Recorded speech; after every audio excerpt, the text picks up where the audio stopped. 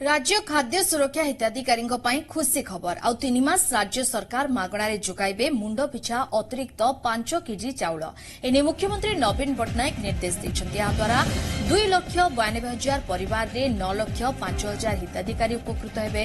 October November और December एही 3 मास पई राज्य हिताधिकारी मानकु एनएफएसए हिताधिकारी मानक परि मुंड पिछा मासको 5 केजी लेखाए अतिरिक्त चाउल मागणार मिलिबो। राज्य सरकार 49 कोटी टंका खर्च करी 13,575 मेट्रिक टन चाउल हिताधिकारी को जोगाई।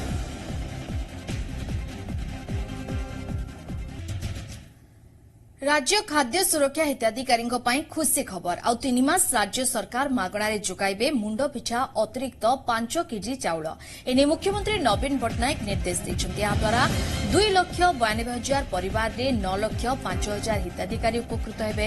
अक्टोबर नवेम्बर और डिसेम्बर एही 3 मास पई राज्य हिताधिकारी मानकु एनएफएसए हिताधिकारी मानक परि मुंड पिछा मासको 5 केजी लेखाए अतिरिक्त चाउल मागणार मिलिबो। राज्य सरकार 49 कोटी टंका खर्च करी 13,575 मेट्रिक टन चाउल हिताधिकारी को जोगाई।